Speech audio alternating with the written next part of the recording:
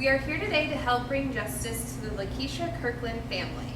We are also here to help bring information to the Detroit Police Homicide Section.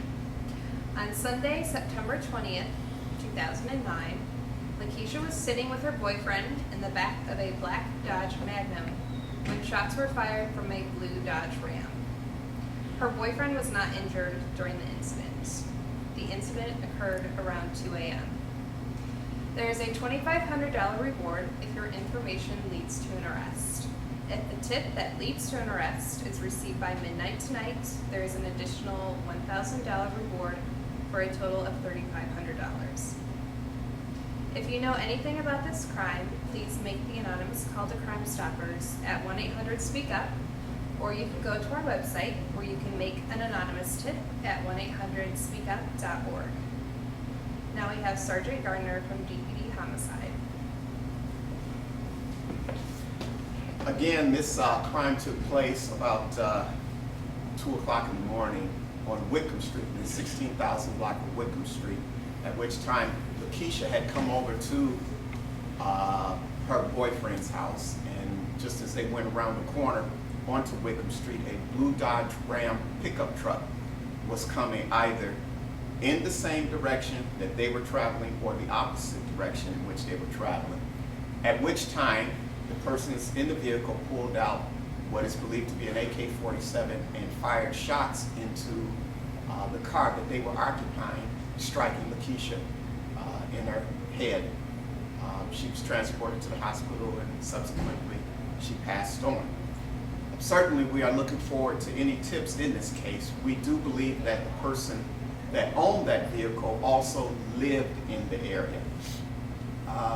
The Kirkland family is not here because they live out of town now, but surely they will get word that we here in Detroit are still making efforts to close their daughter case.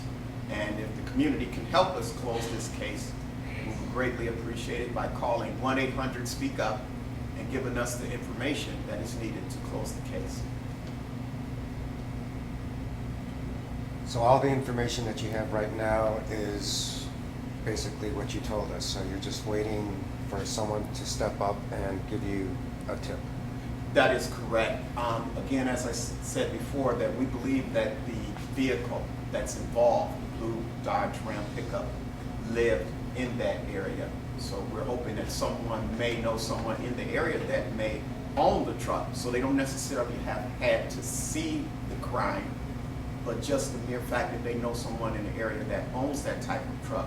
We certainly welcome them to call 1-800-SPEAK-UP. And then is this something new that you just added $1,000 for if they called you by midnight? I mean, is that something that?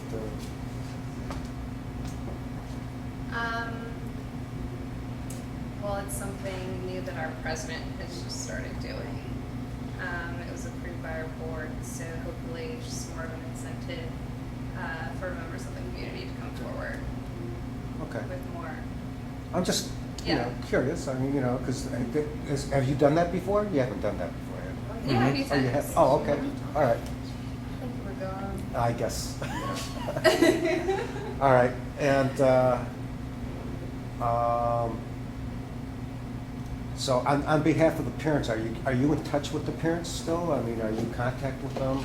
The officer in charge have had some contact with the parents. I don't know what his last contact with them was, but certainly we will definitely get word to them that we did hold this conference for them to let them know that we are still making diligent efforts to solve this homicide. It's kind of unusual that, or it may be unusual that she would be a target.